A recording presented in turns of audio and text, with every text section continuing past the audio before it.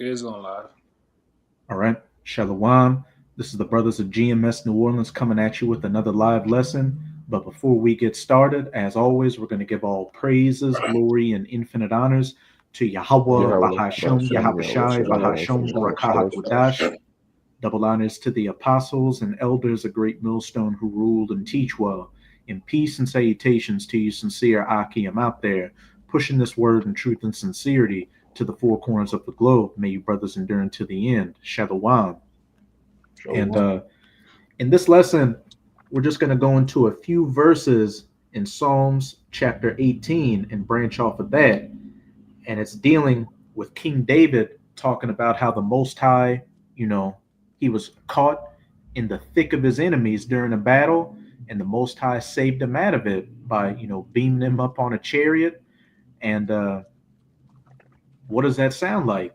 What's going to happen to the elect, which, Abaratazah, the brothers on this stream and myself are of that number. If you're of the elect, you're of the house of David. And we're going to go through a similar, instance. We're already surrounded by our enemies, and Jacob's trouble is quickly approaching. But in the midst of that, Yahweh Bahasham, Yahweh Shai is ultimately going to beam us up on the chariots as nuclear missiles are going to be coming down, as well as those chariots firing laser beams. But brother can start as Psalms chapter 18, verse 12. I got you. It's Psalms chapter 18, verse 12.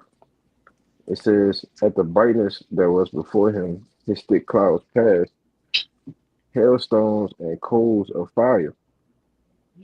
Keep going. The Lord Yahweh also thundered in the heavens, and the highest gave his voice, hailstones and coals of fire. Read to verse 14. Yea, he sent out his arrows and scattered them as he shot out lightnings and discomfited them." So as it says, at the brightness that was before him, his thick clouds passed. And we know in the scriptures, clouds can be symbolic for the chariots. Hailstones and coals of fire, those chariots firing those laser beams. But hey, in these modern times, they're doing the same thing. And what else is being going to be fired during the elect getting beamed up? Those nuclear missiles. Yahweh also thundered in the heavens, and the highest gave his voice, hailstones and coals of fire. Yeah, he sent out his arrows and scattered them, and he shot out lightnings and discomfited them. And there are many precepts we can go into, relating this to the times we're coming into when the elect are going to get beamed up onto the chariots, and what nuclear missiles are going to be getting shot to the ends of the earth, as well as the chariots shooting, those laser beams, that concentrated heat. Which, if a brother can get me real quick, Second Esdras chapter 16, you can start at verse 11 and read to 13, Baba Kashai.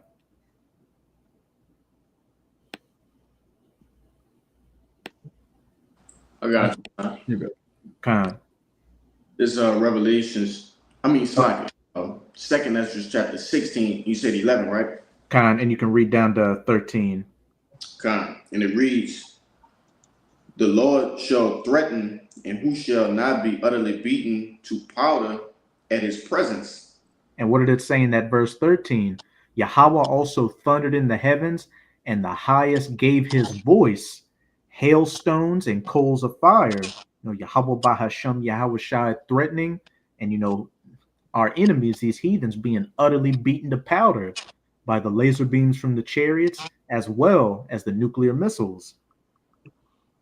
Verse 12, "The earth quaketh, and the foundations thereof. The sea ariseth up with waves from the deep, and the waves of it are troubled, and the fishes thereof also before the Lord and before the glory of his power." Amawad, can you get me that precept in Isaiah 24 real quick, where it says the earth shall rock to and fro like a drunkard? I'm holding it. Khan and Quashab, before he gets that, can you read verse 15 in that Psalms 18? Back in Psalms 18, the 15th verse, it says, Then the channels of waters were seen, and the foundations of the world were discovered at thy rebuke, O Lord, at the blast of thy breath of thy nostrils. Hey, the foundations of the world were discovered at thy rebuke. You know, a great shaking taking place, as it said in that second Esdras 16. The earth quaketh, and the foundations thereof. The sea riseth up with waves from the deep, and the waves of it are troubled, and the fishes thereof also before the Lord and before the glory of his power. You can get that Isaiah 24, Amawad Baba Kasha. This is Isaiah 24, verse 19. The earth is utterly broken down. The earth is clean dissolved. The earth is moved exceedingly. The earth shall reel to and fro like a drunkard, and shall be removed like a cottage. By what? Those hailstones, those nuclear missiles being shot to the ends of the earth, as well as the chariots getting in that work as well. All these precepts are bringing out is, lining up with that account of King David being saved by Yahweh Bahashem Yahweh Shai in Psalms 18. And again, if we're of that elect number, we are of the house of David. And hey, a similar thing is going to happen to us. But you can go back to that second Esdras 16, Kalaya. I preach that for you too. Khan. It's second Ezra 16 and 13, and it reads, For strong is his right hand that bendeth the bow, his arrows that he shooteth are sharp and shall not miss, when they begin to be shot into the ends of the world. Like brothers, I'm just going to say real quick, like brothers always say, how many archers do you know that can shoot an arrow from one end of the earth into the other? That have to be some pretty long arms. So that's not what it's talking about. It's talking about those nuclear missiles. Again, those hailstones and coals of fire, which are going to be shot to the ends of the earth during World War III. And in the midst of that, Yahweh Shai is going to make his second coming to save the elect, the house of David. Verse 14. You can stop right there, Kalai, but you got your precept Koshab. And this is to back up the point, that you've been making, as it's happened with King David, so it will happen with us, Lord willing. There's Isaiah 26 and 20. It says, Come, my people, into thy chambers, and shut thy doors about thee. Hide thyself, as it were, for a little moment, until the indignation be overpassed. That's a beautiful precept. You can break it down if you want. It's talking those chambers that it's talking about. Yahweh Bahashem Yahweh Shai is saying, "Come into it, my people, until the indignation be past." Is the elect getting beamed up onto the chariots? And what's that indignation? This great destruction that's about to take place. And when you get it in Revelation, I believe it's chapter the beginning of chapter 15, what does it says? They stood upon the sea of glass mingled with fire, which if a brother can get me that real quick.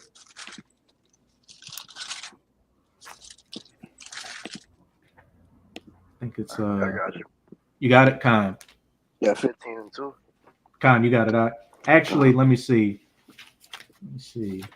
Start at verse 1 and read to verse 2, Baba Kasha. This is the book of Revelation, chapter 15, verse 1. And I saw another sign in heaven, great and marvelous, 7 angels having the 7 last plagues. For in them is filled up the wrath of Yahweh. And that last plague, 7 means completion. What does it also talk about? The 7 trumpets. And when that 7 trumpet sounds, that's the salvation taking place. The last plague is, the salvation, while simultaneously the nuclear missiles being shot to the ends of the earth. You got it, Verse 2. And I saw, as it were, a sea of glass mingled with fire. And them that had gotten the victory over the beast and over his image, and over his mark, and over the number of his name, standing on a seat of glass, having the harps of God, of Yahweh. Khan, as I said, and I saw as it were a sea of glass mingled with fire. That's talking about, the elect being above, the atmosphere or the ozone layer on those chariots, looking down and seeing, the world, but chiefly America, getting hit by those nuclear missiles and turned into the lake of fire.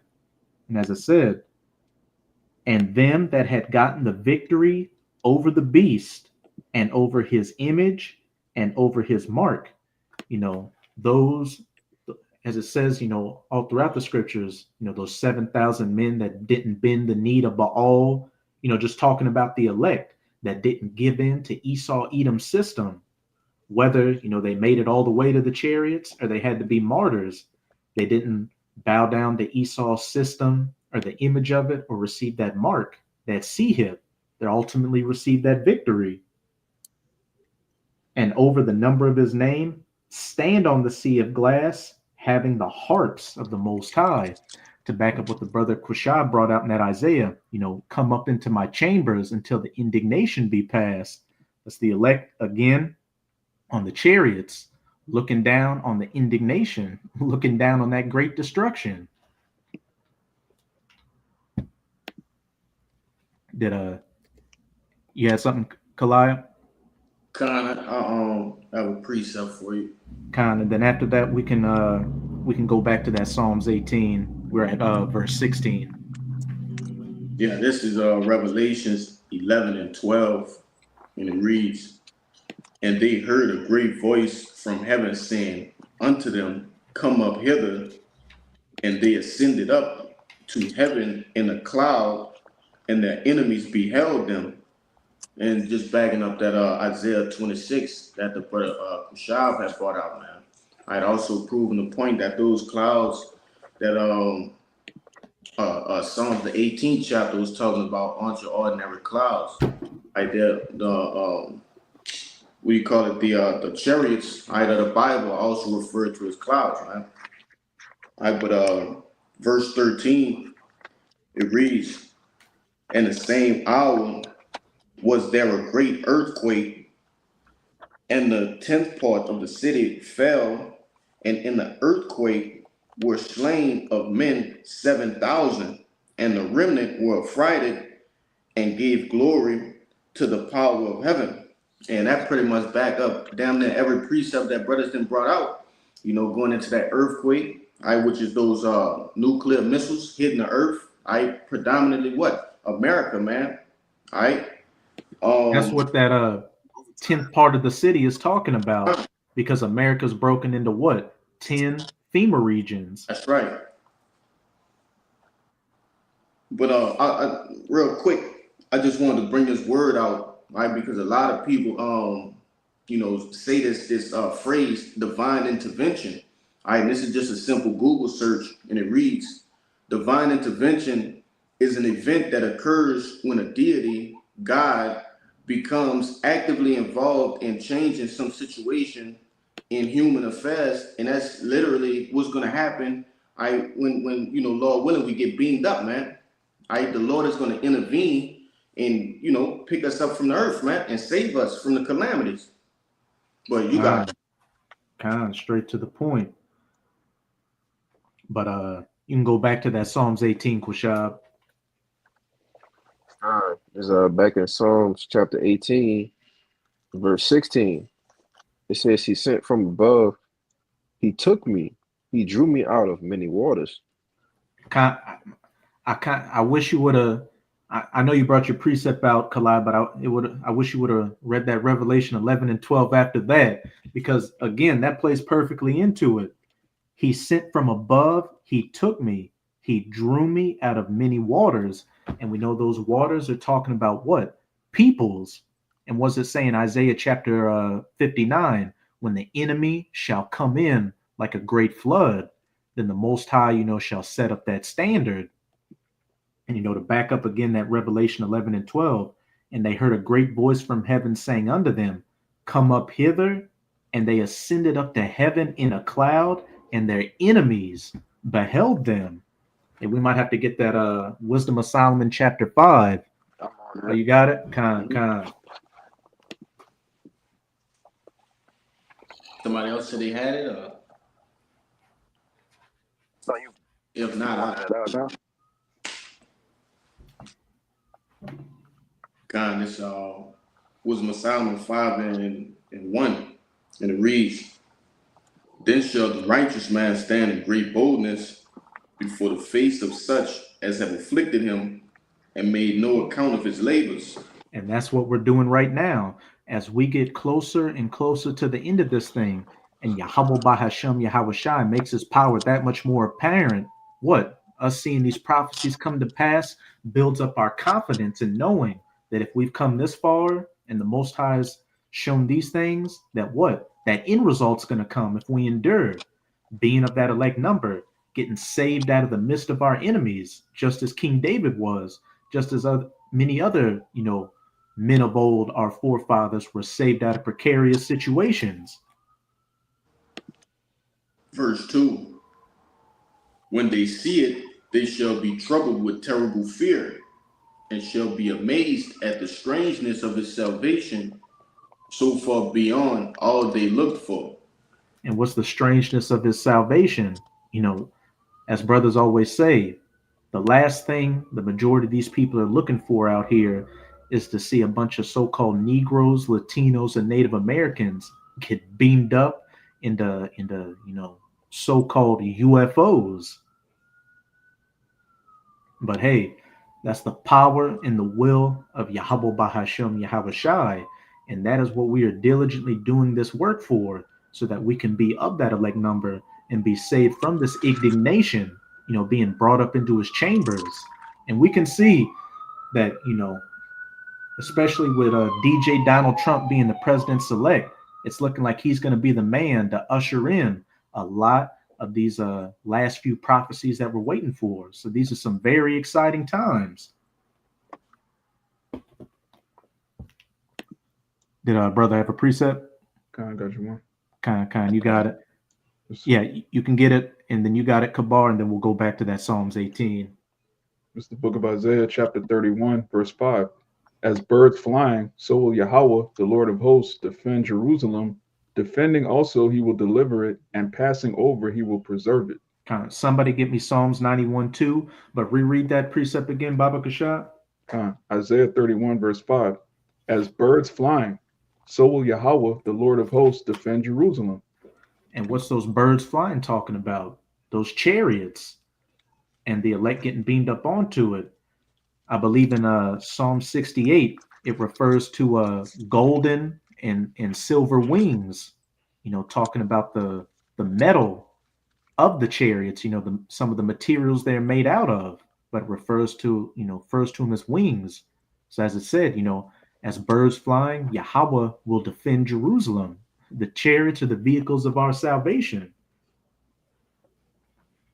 It says, defending also, he will deliver it, and passing over, he will preserve it.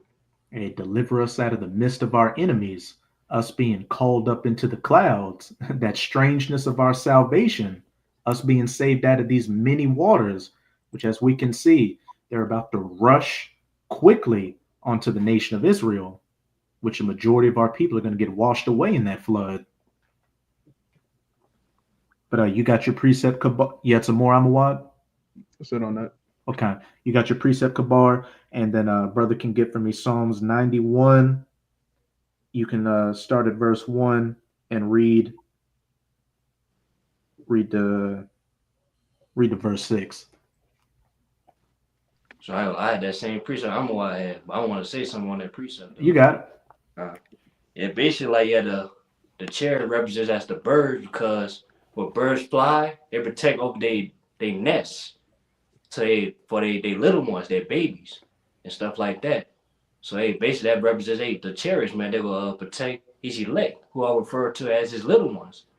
You know what I'm saying? For these dangers that will be happening all around them, man. I just want to say that. I got a precept too. Kind. Yeah, this is Zechariah come out. Nope. Zechariah 5:1. It says, "Then I turned and lifted up my eyes and looked, and behold, a flying roll. And he said unto me, What seest thou? And I answered, I see a flying roll. The length thereof is 20 cubits, and the breadth thereof 10 cubits. It says, Then said he unto me, This is the curse that goeth forth over the whole earth. My bad, over the face of the whole earth. For everyone that stealeth shall be cut off as on this side according to it, and everyone that sweareth shall be cut off as on that side according to it." Khan. And that flying roll is speaking of the chariots. And as it said, it's the curse that goeth forth over the face of the whole earth. Because the chariots, on the one hand, are going to be the vehicles of salvation for the elect. But on the other hand, for you heathens, especially you Edomites, they're going to be the vehicles of your destruction. And as it says in verse 3, then he said unto me, This is the curse that goeth forth over the face of the whole earth. For everyone that stealeth. And how did Esau Edom gain control of everything? By rape, robbery, and murder through his blessing the sword, shall be cut off as on this side according to it. And everyone that sweareth, by these false gods out here, especially amongst our people, or even our people that swear by Yahweh Bahashem Yahweh Shai, but what? Pollute the doctrine, shall be cut off as on that side according to it. And I'm going to read verse 4 too. And I will bring it forth, saith Yahweh of hosts, and it shall enter into the house of the thief. And what's it saying? Isaiah 63 verse 1. Who is this that cometh from Edom with dyed garments from Basra? And Basra was an ancient chief city of the Edomites. So modern day Basra was America. And that's speaking of Yahushai coming back with the hosts of heaven to enter into the house of the thief, and into the house of him that sweareth falsely by my name, and it shall remain in the midst of his house, and shall consume it with the timber thereof and the stones thereof. Those nuclear missiles hitting this place, as well as those chariots firing, that concentrated heat as well, just completely destroying this place. But our brother can get that Psalms 91. I got you. Where do you want me to start? You can start at verse 1 and read down to verse 6. This is the book of Psalms, chapter 91, verse 1. He that dwelleth in the secret place of the Most High shall abide under the shadow of the Almighty. Verse 2. You can read verse 2. Verse 2. I will say of the Lord Yahweh, He is my refuge and my fortress, my power, in Him will I trust. Khan. He that dwelleth in the secret place of the Most High shall abide under the shadow of the Almighty. And what? We're dwelling under these laws, statutes, and commandments right now, which is going to be the knowledge, wisdom, and stability of our times as we go into Jacob's trouble, because things are about to get worse than bad out here. As it says in several scriptures, Jacob's trouble is going to be a day like no other, to where even the archangel Michael is going to have to get involved. But with us having this understanding of what's to come to pass, that's going to guide us, Abaratazah, we make it until the very end, to what? Ultimately get beamed up onto those chariots, come into the chambers, so that the indignation can pass over. Keep going on. Verse 3. Surely he shall deliver thee from surely he shall deliver thee from the snare of the fowler and from the noisome pestilence.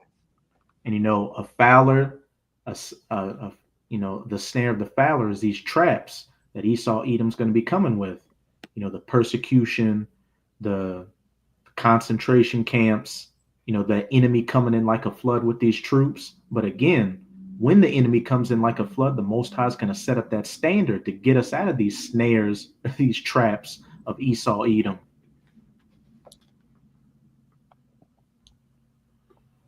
Read verse 4 out.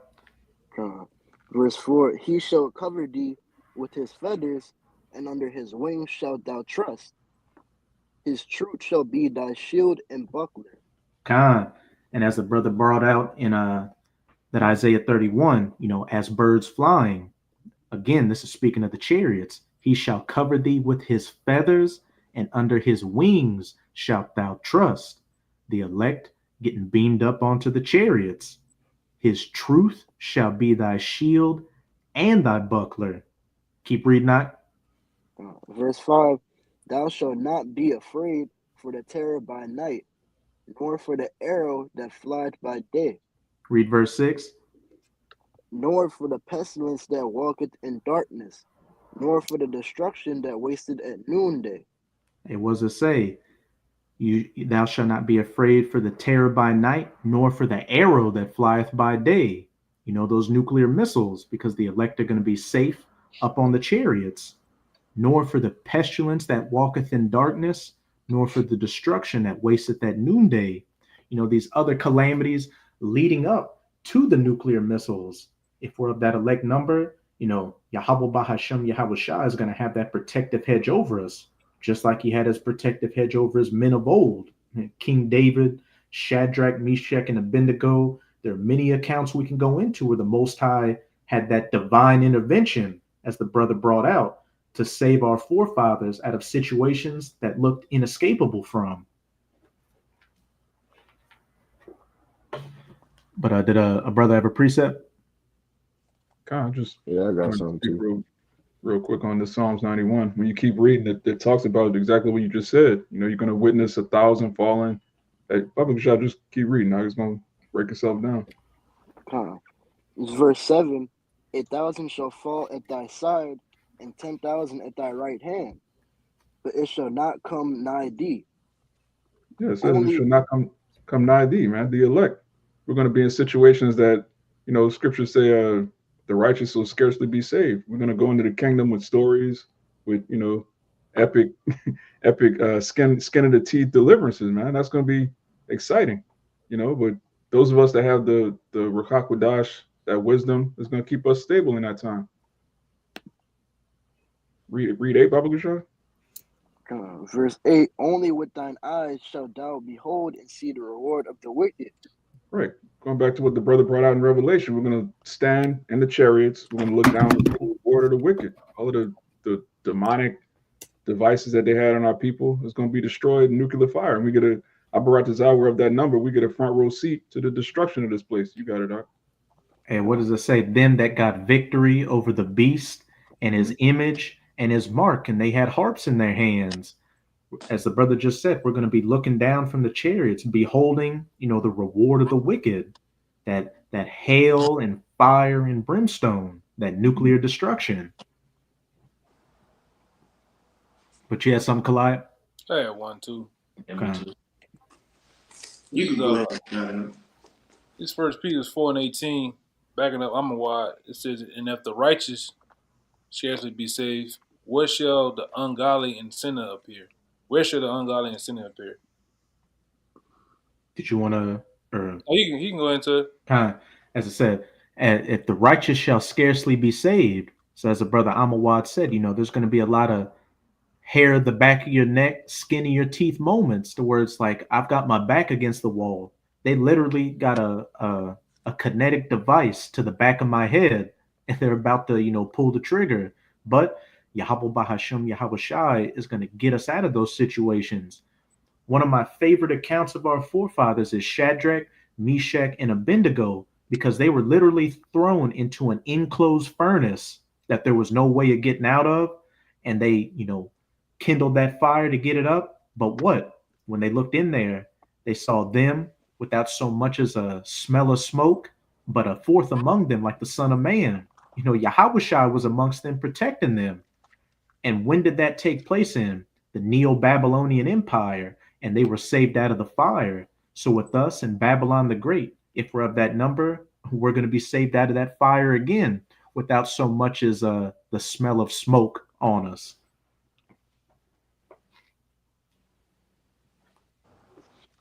Yeah, if I could say real quick that Psalms 91, it always had me thinking of that movie with Tom Cruise, War of the Worlds. You know, when the chariots first appeared and actually showed themselves and they was zapping people, you know, he was literally weaving in and out of, you know, destruction, you know, and he only seen it with his eyes. It didn't hit him. You know, it hit damn near everybody around him except for him. You know. But I had a quick precept just showing you that, you know, we gonna be in them chariots. And this talking about, I'm gonna just read it and I explain it. This is 1 Thessalonians 4 and 17, and it reads, "Then we which are alive and remain shall be caught up together with them in the clouds to meet the Lord in the air, and so shall we ever be with the Lord. Wherefore comfort one another with these words." And that's talking about, first and foremost, the elect that survive, you know, through Jacob's trouble, and we going into that time of them nuclear missiles coming down. We gonna be caught up in the air with those that die in the truth, man. Those that you know, pretty much are martyrs for this truth's sake. We all gonna be caught up in that chariot, man. You know, just further backing up the point that the chariots are gonna be that vehicle of salvation. You got it, out. Khan. I think another brother had a precept too. I appreciate it. Khan, you got it. Khan's Psalms 121. I'm gonna start verse 1. "I will lift up my eyes unto the hills, and from hence cometh my help. My help cometh from the Lord which made heaven and earth. He will not suffer thy foot to be moved. He will keep of thee, will not slumber." Khan, if I could say real quick, as it says, "I will lift up mine eyes unto the hills, from whence cometh my help. My help cometh from Yahweh, which made heaven and earth. He will not suffer thy foot to be moved. He that keepeth thee will not slumber." What? 10,000 shall fall at thy right hand and 1,000 at thy left, but the Most High shall not cause your foot to slip. He's going to guide you through everything. You got it? Yeah, I want to say too, man, like it's in the saying too, in the worldly saying, you ain't got to worry about the angels being caught lacking, man, in a sense. You know what I'm saying? It just let us know, hey, man, hey, by the Lord's protecting us, hey, we in good hands. He gonna be on point. The angels gonna be on point at all times, man. Hey, the brother Kaya always says, you know, the angels have and the Lord has 144% kill rate. So the Lord and the angels have 144% save rate, a salvation rate. So as the Most High doesn't miss when he sends out those orders, hey, he doesn't miss when it comes to saving his elect. I got a precept going directly into what you're saying too. Did you have some more, Kabar? I mean, that was the point. Hey, read verse 7. I'm just gonna read down verse 7. So, "The Lord is thy keeper, and the Lord is thy shade upon thy right hand. The sun shall not smite thee by day, nor the moon by night. The Lord shall preserve thee from all evils, and he shall preserve thy soul." Straight to the point. Yahweh Bahashem Yahweh Shai shall preserve thee from all evil. He shall preserve thy soul. What you got, Kushab? Okay, and there's backing y'all brothers up. This Psalms 34, verse 6. It says, "The poor man cried, and the Lord heard him and saved him out of all his troubles. The angel of the Lord encampeth round about them that fear him, and delivereth them." And when you go into this word encampeth, it means to pitch a tent. So the Lord literally has angels, you know, camping around his elect, man. All right, his men, you know, that he set up in these last days that's destined for salvation. But you got it out. And we know that one angel, if I could say real quick, and we know that one angel can destroy the entire planet. So if you've got, and what did Yahweh Shai tell Pontius Pilate? I can call down a legion of angels if I wanted to protect me. So if the angels, it said what? The angels of the Lord encampeth around about those that fear him. Hey, we've got a divine military that's ready to make a divine intervention to protect us from everything out here. So no matter how bad things get, as long as you have that faith in Yahweh Bahashem Yahweh Shai, you got nothing to fear. But you got it, Amawad, and then you can make your point, Kabar. Yeah, I just want to say too, yeah, based on like they say, man, and the angel are top flight securities, man. God.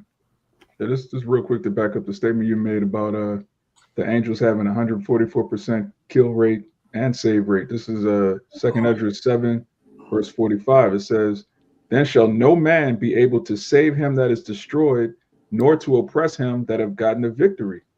So in that day, there's nothing. If you're of the elect, there's nothing anybody could do to stop you from getting saved. And if you're not of that number, there's nothing anybody could do to save you. The angels got everything marked. You got it.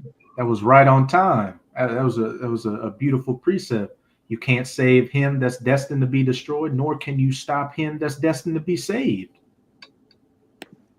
Everything's already been predetermined. We just gotta hope that we're written down in that book of life to make it. But you can make you can get your precept, Kalai, and could somebody get for me real quick Job chapter 5? You can start at verse 19 and read down to 23. But you got a Kalai. Yeah, it's the book of Luke, chapter 21 and 27, and it reads, "And then shall they see the Son of Man coming in a cloud with power and great glory. And when these things begin to come to pass, then look up and lift your heads, for your redemption draweth nigh." Showing you that, our redemption gonna come in the form of what? A chariot, man. Right along with the Lord. When he entered the atmosphere, that's what we, supposed to be looking for, man. That's the only salvation we should be looking for. But you got it up. And it said, when these things begin to come to pass, then look and lift up your heads. And what? Right now, we're seeing all these last few prophecies we're waiting for start to come into fruition. And brothers are, seeing chariots more often now than before. And it's only going to intensify as we get closer to the end. I believe you put in our group chat. It was an article going into how to basically the Pentagon is they perplexed at all the sightings of chariots that have been going on, man. Yeah, it's becoming so pronounced out here with these chariot sightings that these different government agencies they're having to admit to their existence because so many people are recording them. And of course, you got Esau trying to control the narrative, saying, "Oh, we shot down a chariot and we recovered some bodies and got alien tech." And Esau's gonna, we could see him doing something with Project Bluebeam. But when Yahweh Shai finally makes his second coming, there's going to be no shadow of a doubt who and what that is. God. But our brother can get for me that Job chapter 5. You can start at verse 19 and read down to 22, and then we'll go back to that Psalms 18. I got it. You good, man? It's the book of Job, chapter 5, verse 19. It says, "He shall deliver thee in 6 troubles, yea, in 7 there shall no evil touch thee." And we know that 7 means completion. So what is it saying? In 6 troubles, he shall deliver thee in 6 troubles. All these different calamities of Jacob's trouble that are going to be taking place. And in that 7th shall no evil touch thee. Because what? We're going to operate this out with that number. We're going to get taken up into the chambers of Yahweh Bahashem Yahweh Shai until that indignation be passed. Keep going on. Verse 20. It says, "In famine he shall redeem thee from death, and in war from the power of the sword. And that reminds me of, I believe it's Isaiah 65. My servant shall eat, but you shall starve. My servant shall drink, but ye shall thirst. Yahweh Bahashem, Yahweh Shai is going to get him through the pestilences, through all these, the sword, these concentration camps, the World War III, all of that. Backing up what the brother Amawad brought out in that second Esdras chapter 7, neither shall, roughly paraphrasing, neither shall one be able to stop him, from his hope, in being saved. Keep going up. And it says, Thou shalt be hid from the scourge of the tongue, neither shalt thou be afraid of destruction when it cometh. Khan, thou shalt be hid from the scourge of the tongue. We know Esau is going to be coming with this persecution campaign, and we know there's going to be a lot of heat coming our way. But the Most High is going to give us that spirit to endure it. And then, as I said, neither shalt thou be afraid of destruction when it cometh. And this Job chapter 5 is one of my favorite precepts, because as it's about to go into, the Most High is going to put such a magnificent spirit on the elect that when people are crying and screaming and in an uproar out here, the Most High are going to, the elect are going to be, cool, calm, and collected, just like Eli was in the book of Eli. It says, At destruction and famine thou shalt laugh, neither shalt thou be afraid of the beast of the earth. Straight to the point. At destruction and famine thou shalt laugh. So with gunshots going off, people getting, butchered to death, all the horrific things, because remember what it says, this is going to be a time like no other. All these horrific, never before seen things taking place, the elect are going to laugh at it. Because of what? Isaiah 33:6, we're going to have that knowledge, wisdom, and understanding to be the stability of these times that we're quickly coming into. And it even says, neither shalt thou be afraid of the beasts of the earth. And what's it saying in Jeremiah 15? That birds and dogs and animals are going to be sent to as judgment for some of our people. But, we're going to be even at peace with these wild animals out here. So really, Yahweh Bahashem, Yahweh Shai is going to have his elect covered at all angles. But you got to have faith and believe in that.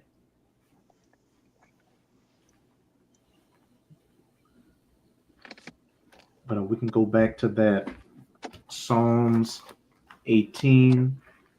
I think we were at, we were at verse 16.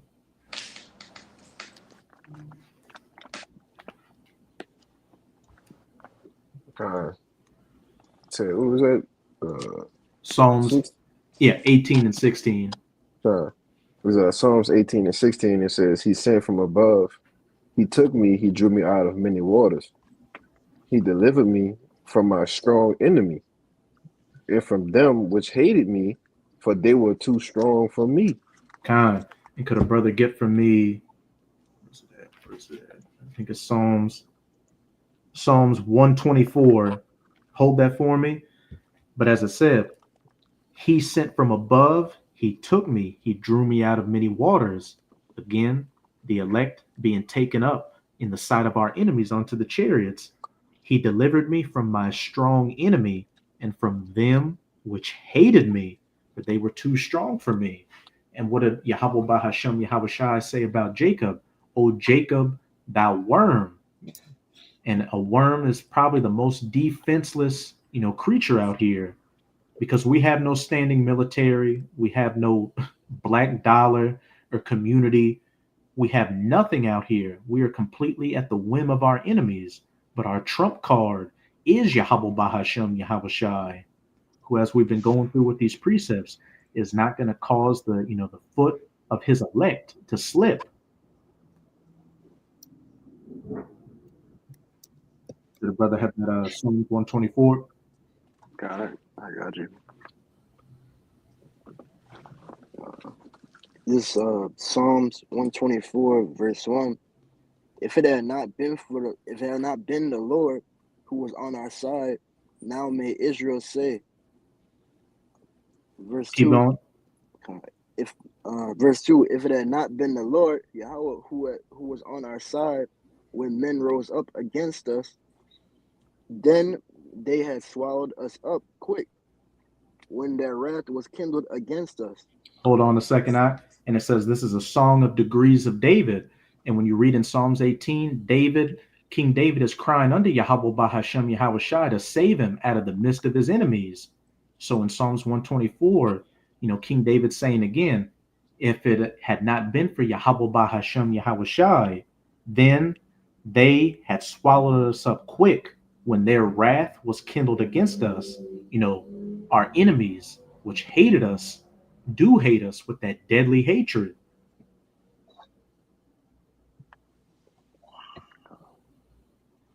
Go to verse 4. Verse 4. Then the waters had overwhelmed us. The stream had gone over our soul. Read verse 5.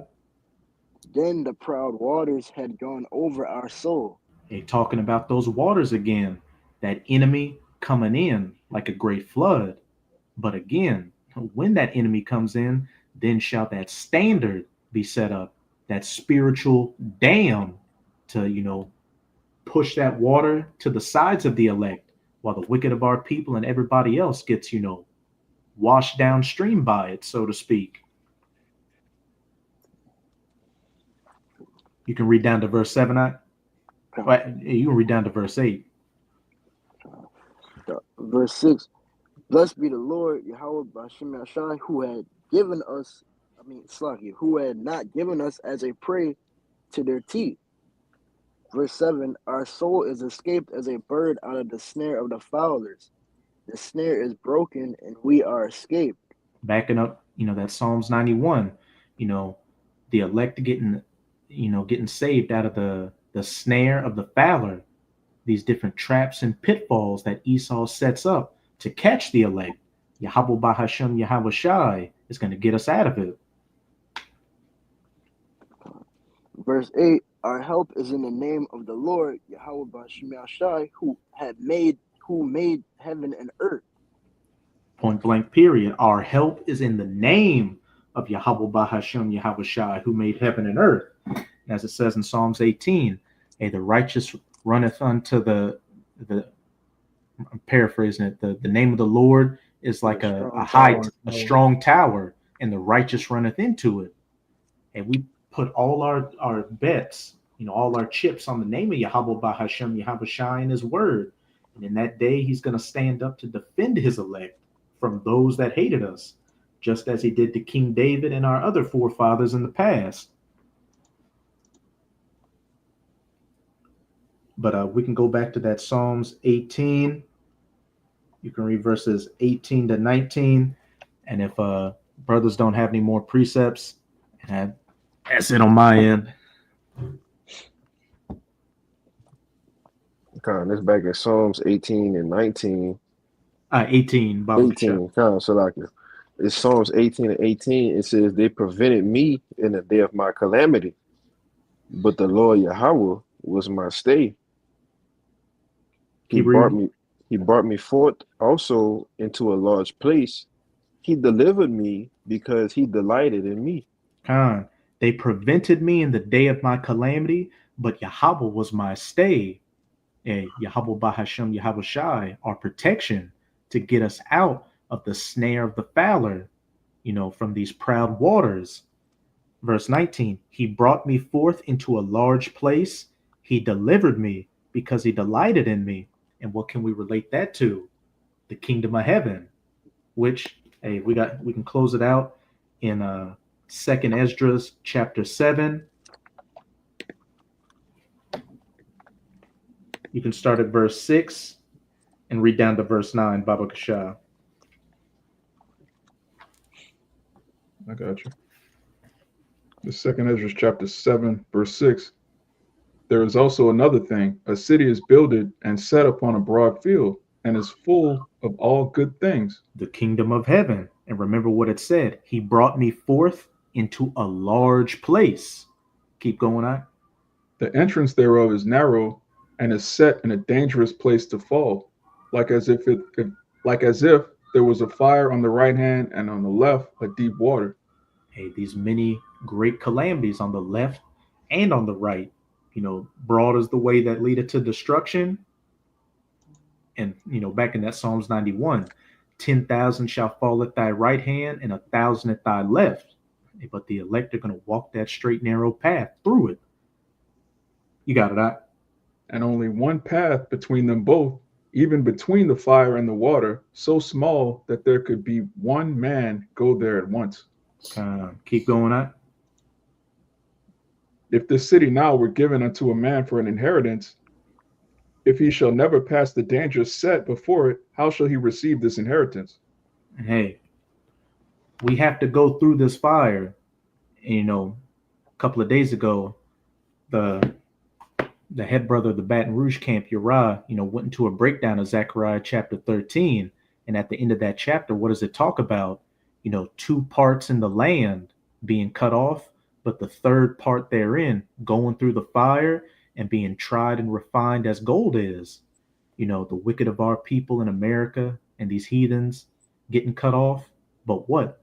The 1/3 in America going through that fire, going through these calamities, going down that straight, narrow path to eventually receive salvation. And what? Being that broad field, that broad place, the kingdom of heaven. But did any brothers have any closing points they wanted to make?